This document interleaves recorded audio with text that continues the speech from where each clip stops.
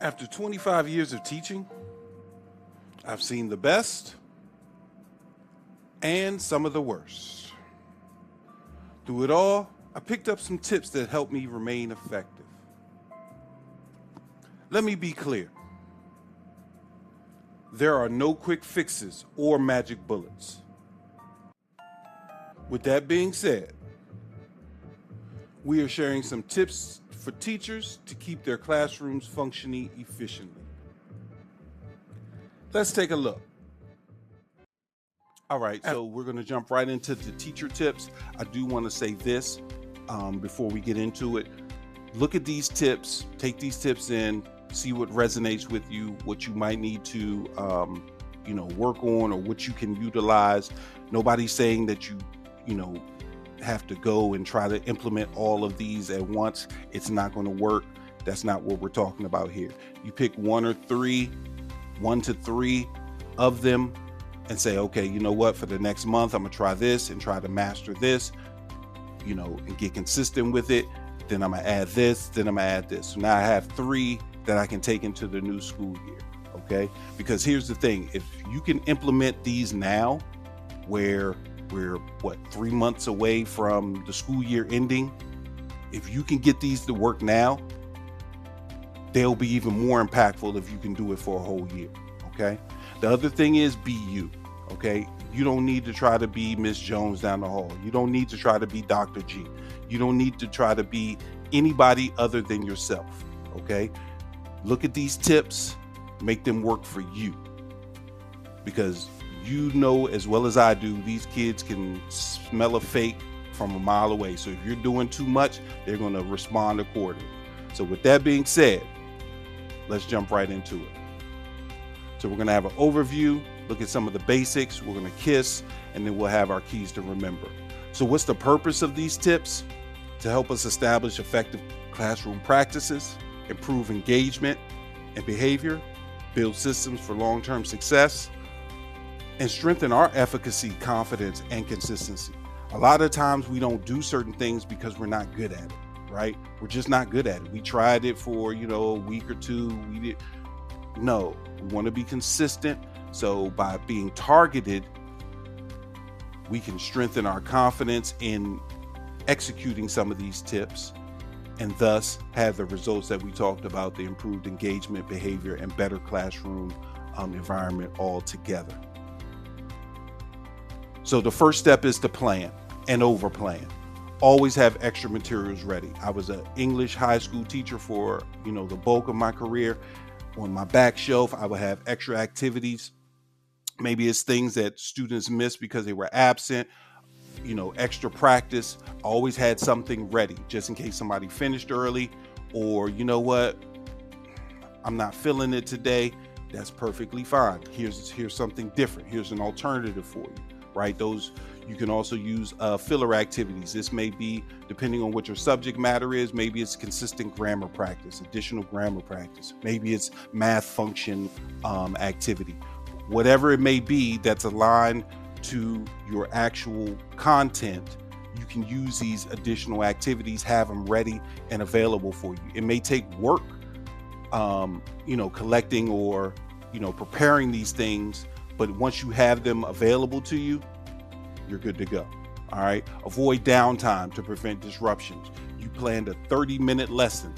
It took the kids 15. Now you don't know what to do. Oh, that's the end of the lesson. What am I doing for the next 15 minutes? I'm just making up something. Oh, the kids realize I'm making up something and they are off the chain. And I really don't have a leg to stand on because what am I supposed to be doing? Right? So plan and over plan. If you have a 90-minute slot, plan for 120 minutes. It's better to not finish the lesson than to finish it early and have nothing for them to do. Or maybe you plan multiple lessons. So, we finished this one. All right, we take a 2-minute mental break, boom, and now we go into our next lesson. Last thing, plan non-tech activities. It happened to me multiple times. I planned this wonderful lesson, boom, go in, they're working on the internet, or the internet's down. Now I look stupid because I don't have anything else for them to do. Now I'm scrambling. And believe it or not, those kids are going to know I scrambled because they're going to see the chaotic nature in which I'm throwing stuff at them. So plan non-tech activities as well. Establish routines immediately. We tend to do this at the beginning of the year. It's April. We're like, oh, establish procedures, routines. If you haven't done so, or maybe you need to reiterate those routines. Maybe you need to go back to it, but whatever it is, tell them exactly what it is you expect from them explicitly. Model it step by step. Practice until it's automatic. Oh, we're in our desks. We're going to transition to our stations. 1, 2, 3, be where you're supposed to be. Oh, you know what, guys? Nope, we're going to do that again. Little Johnny was running. We don't run. Boom, let's try it again. 1, 2, 3, be where you practice until it's automatic. Okay. What are some examples of routines? How do they enter the class? Do they just run into class and, push the chairs out of the way? What are we supposed to do? Oh, I come in, I sit down, I start my warm up. What do they do to turn in work? Do they just run up to your desk? Oh, here's my homework. Oh, here's my classwork. If that works for you, okay, fine. But you better have some type of routine for them. Okay. And the key with the routines is to remain consistent. Really, that's for all these tips, is consistency. So consistent discipline. Set clear expectations from day one. Kids used to fear coming to my class the first couple of days because I had this straight business tone, right? And they're like, oh, do you ever smile? Blah, blah, blah. We're here for business. Then eventually I loosened up, right? But I set those clear expectations as to what was expected, what would be tolerated, what would not be tolerated. Okay. You follow through every time. Believe it or not, that first month or so, or whenever you establish these expectations, the kids are going to test to see how long you're going to hold up to these expectations. And if you're going to show any favoritism. Oh, you let Johnny slide last week. He did the same thing. So be consistent every time. If there's a deviation, explain why that deviation occurred. You know what, guys? We all know, Charles lost his uncle last week. He's having a rough time. That's why I didn't require this. This is what we call an anomaly. It's not going to happen again. Okay? Consistency builds respect. If they see you do it on a consistent basis, they will respect you for it. They might not like it, but they will respect. I know G does not tolerate that in his classroom. I already know it. And they respect that because you're consistent with it. And also, all your discipline doesn't have to be punitive. Instead of focusing on the kids not doing what they're supposed to do, start rewarding those kids that are doing what they're supposed to do. No, this does not alleviate all issues. However, what it does do is it reduces the amount of little fires and chaotic moments that you have to deal with, because the majority of your kids are going to be on point, right? The majority, you use positive behavior interventions, the majority of your kids are going to be on point. Now you're dealing with the 1 or 2 instead of a whole classroom full of chaos. The threshold technique, I lived by this one. I'm at my door. I want to know who's coming in my class, what type of mood they're in, all this kind of stuff. But it also lets them know that they feel welcome. Some people go with the whole handshake. I've seen that a lot in recent years. We're doing high fives and this, that, and the other. That wasn't me. Like I said, I had to be me. I would greet everybody by their last name. Good morning. Good morning, Jones. Good morning, Miss Price.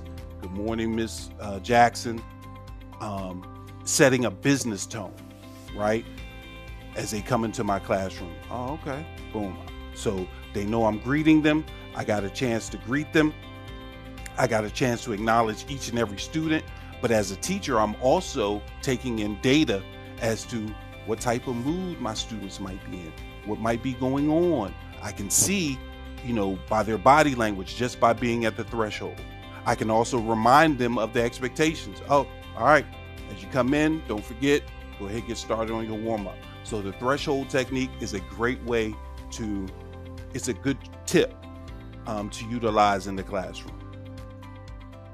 Proximity use. If all you do is sit at your table, you can expect chaos. If all you do is sit at your desk, you can expect chaos. You have to move around. My kids used to get mad, almost scared, because I would just pop up. They're like, where you come from? I'm constantly moving around the classroom. Sometimes I'm in the back, sometimes I'm in the front. I'm still teaching my lesson, but I'm moving around the classroom. They don't know where I am. They don't know where I am. They can hear me.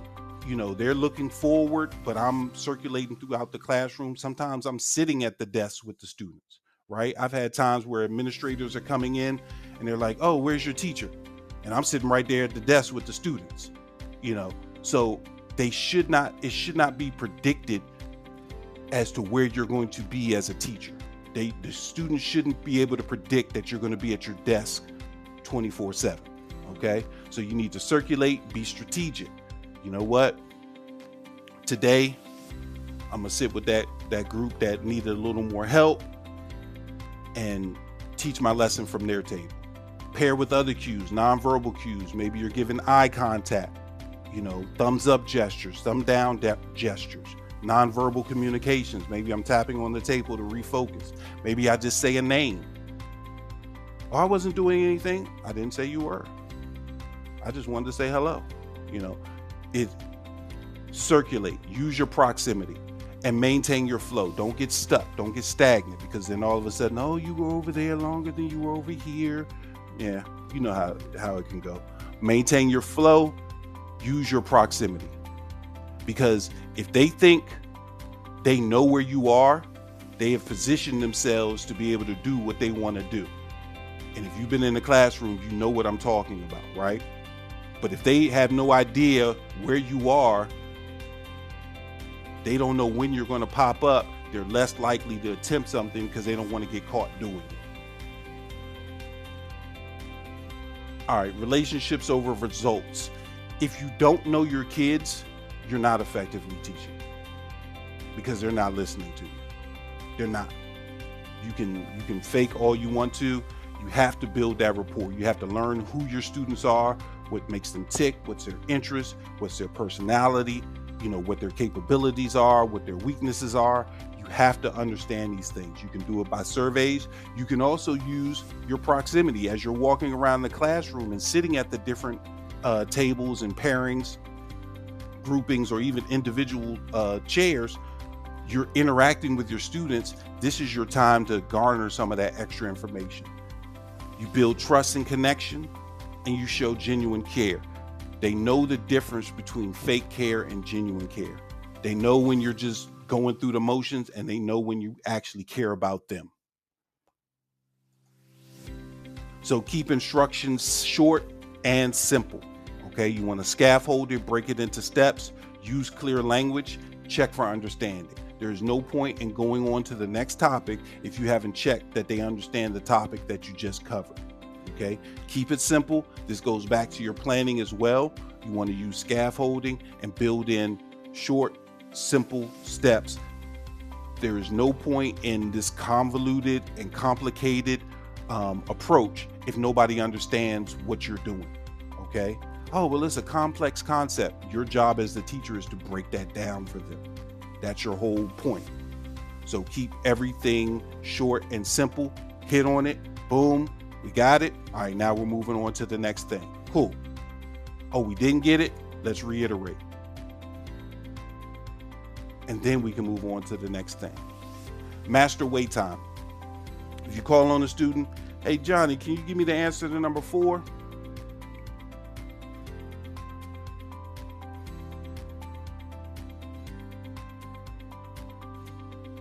That was 5 seconds. That was a long time, right? But we think 5 seconds and it was too short. Give the kids a chance to answer. If they don't answer immediately, maybe you need to prompt them. It improves the depth of responses too, because they get a chance to think. First, they're in shock because you called on them. Now they're getting their brains and their thoughts together.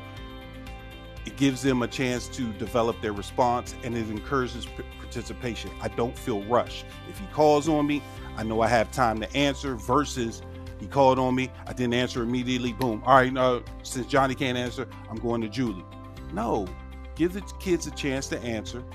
And also, if your lessons are short and simple and you're checking for understanding and your expectations are clear and the instructions are clear, it's easier for them to respond as well. All right. Prioritize self-care. You might want to pause this one and look at this list. Set work boundaries. Okay, you have to set boundaries. What works for you, set those boundaries. Do not be afraid to set those boundaries. Okay, I was the person, I'm gonna do everything I need to do before I leave this building. Everything I need to do before I leave this building. Okay, because once I leave this building, I'm focused on me and my family. Okay, so I set those work boundaries. My planning time, I set boundaries. Work boundaries are important because you have to protect your time and energy. Your time and energy. Not every battle is worth having. Even in the classroom, even with students, not every battle is worth having. Understand what you can tolerate, what you can't tolerate. Protect your time and energy. Okay?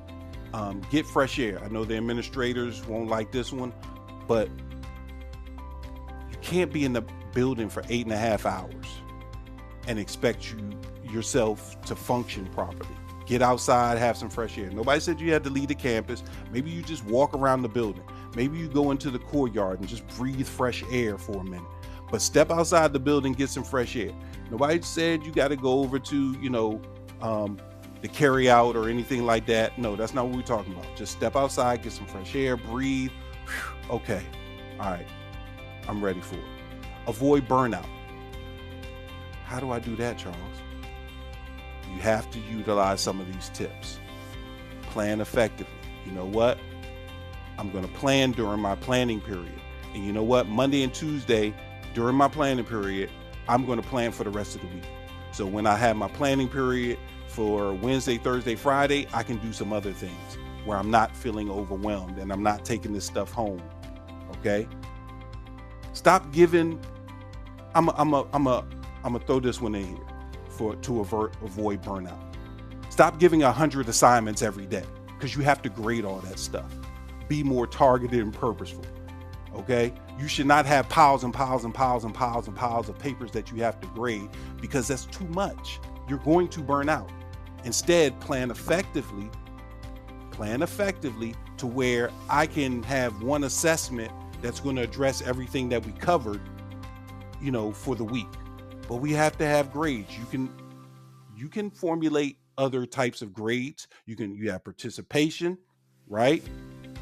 You can think of other ways, excuse me.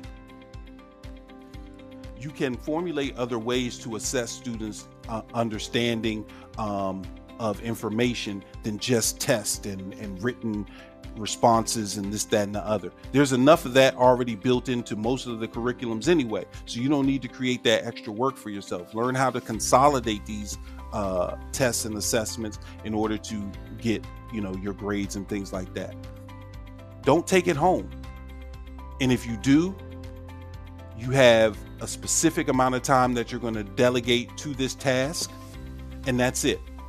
But whatever, you have to figure out what works for you. What works for me may not work for you.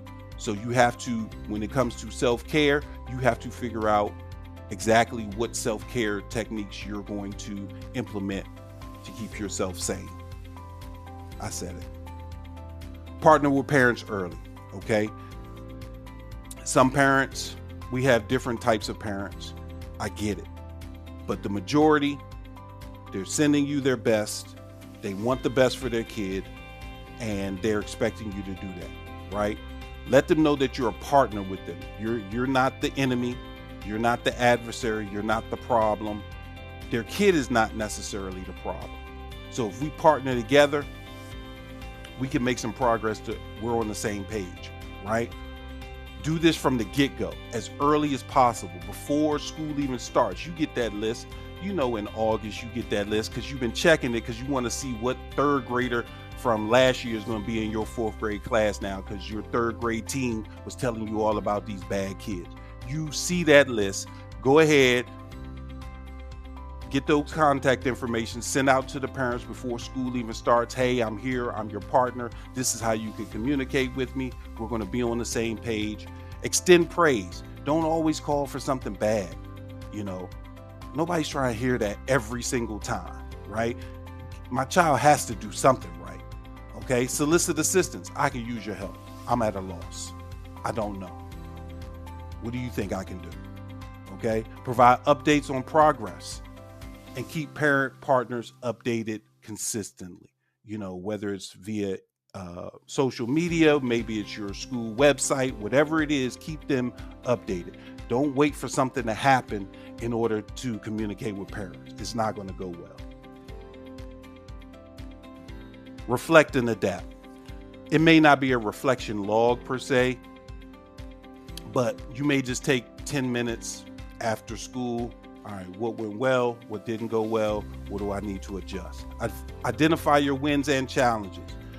Charles, I got way more challenges than wins. Depends on your perspective. Susie couldn't understand verbs for a week and a half. Today, she understood it. It clicked. You saw it in her eyes. That's a win. Take it. Don't undermine those things, okay? And adjust strategies and lessons, including these tips. Try them out. Like I said, pick 1 to 3, try them out consistently, and adjust so that it fits you. So remember, consistency is everything. Relationships drive success. You have to have that relationship with your students. Preparation prevents problems. Preparation prevents problems. I know it takes a while, but you got to take that time. If you prepare engaging, interesting lessons, you will reduce, a large majority of the issues that you encounter in the classroom. And reflection fuels growth. If I'm stepping back saying, okay, that lesson was terrible, it was chaotic, what did I do wrong? I can reflect. Oh, that lesson was amazing. How can I duplicate, that type of success? And then I take it into my next lesson plan. I do want to say there is no magic bullet. You'll hear it again in a second, but take 1 or 2 or 3 of these, right? Start off simple, stay consistent, master them, and then add to your toolbox. You're not going to master it in a week. You're not going to master it in a month. But if you stay consistent with it, you can begin mastering. Okay? Teaching is not an easy job. It's not. But it can be done. Okay? We just have to account for the nuances of our particular classes and students and adjust accordingly. All right, so that was helpful. Remember, there are no quick fixes. Stay purposeful, engaging, and consistent, and you will find your way. See you next time.